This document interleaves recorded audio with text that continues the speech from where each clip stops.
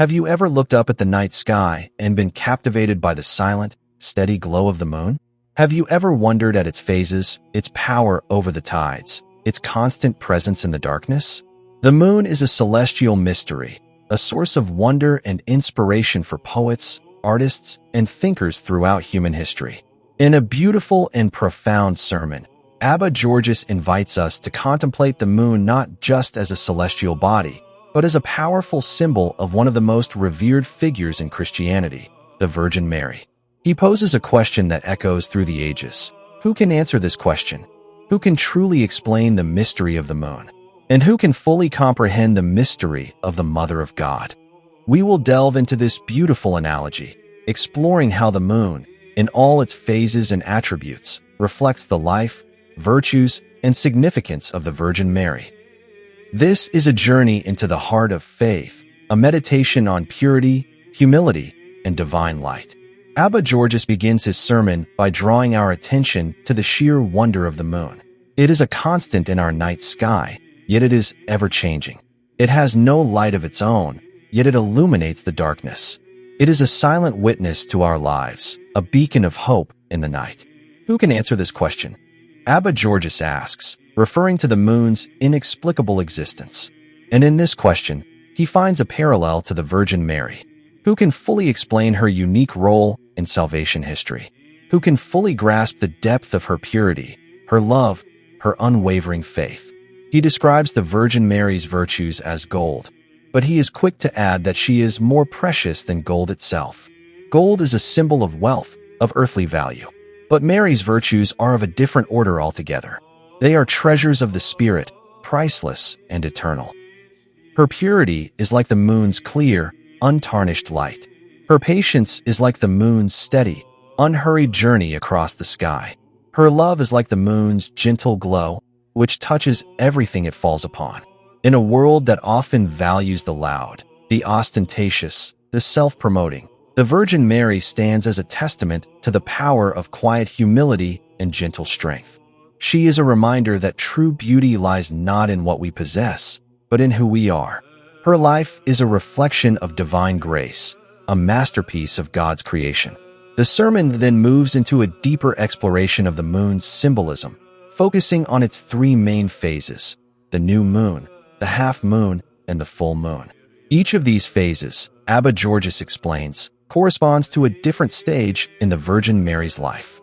The new moon, which appears after the 15th day of the month, is a time of darkness and concealment.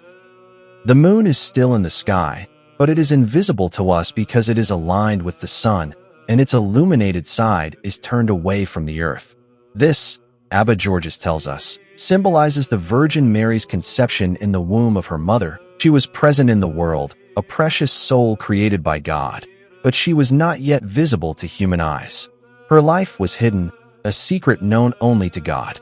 The new moon also represents the 15 years that Mary spent in the temple, from the age of 3 until she was betrothed to Joseph. These were years of quiet devotion, of prayer and contemplation. She was hidden from the world, preparing for her extraordinary destiny. Like the new moon, her light was concealed, but it was a light that was growing in intensity, ready to burst forth at the appointed time. As the days pass, the new moon gives way to the half moon. A sliver of light appears in the night sky, and it grows brighter with each passing night. This, the sermon explains, symbolizes Mary's upbringing in the temple. As she grew in age, her faith, her purity, and her holiness also grew. Her inner light began to shine more brightly, a beacon of grace for all to see. Imagine the young Mary in the temple, her heart filled with love for God. Imagine her quiet prayers, her acts of kindness, her unwavering obedience. Each day, she grew closer to God, and her soul became more radiant with His grace. The half moon is a beautiful symbol of this spiritual growth, of a life that is becoming more and more illuminated by the divine. And then comes the full moon. On the 15th day of the lunar cycle, the moon appears in the night sky as a perfect, luminous circle. It is completely illuminated, a dazzling spectacle of celestial beauty. This, Abba Georgios proclaims, is the symbol of the Virgin Mary at the moment of the Annunciation, when she was full of grace, and chosen to be the Mother of God. The full moon represents Mary's perfect purity, her immaculate conception. She was created without the stain of original sin, a perfect vessel for the Son of God. She is the Theotokos, the God-bearer, the one who brought forth the true light into the world. Just as the full moon illuminates the darkest of nights, so the Virgin Mary illuminates the path to her Son, Jesus Christ. The moon has no light of its own. It simply reflects the light of the sun. In the same way, the Virgin Mary perfectly reflects the light of her Son, Jesus Christ. She is a mirror, a flawless reflection of his divine love, his mercy, his compassion.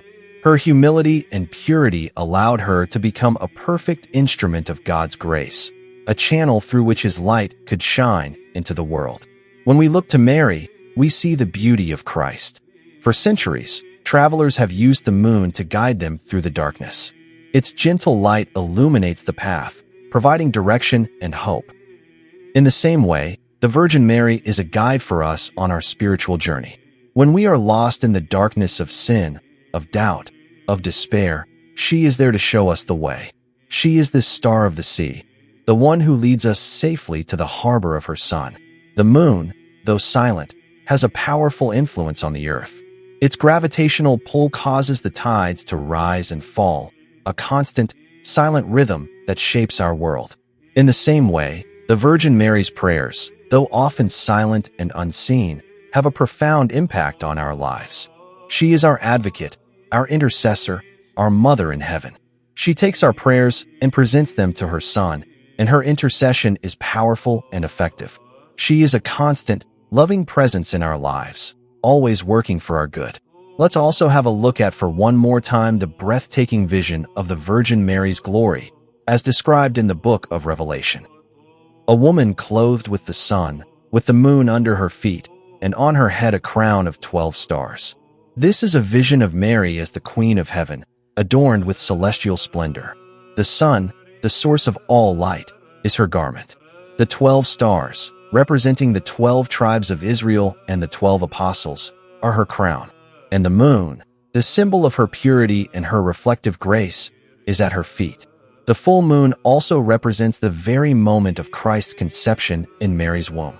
It was a moment of perfect alignment, a divine and miraculous event that changed the course of human history. The light of God entered the world through the pure vessel of the Virgin Mary, just as the light of the sun illuminates the full moon.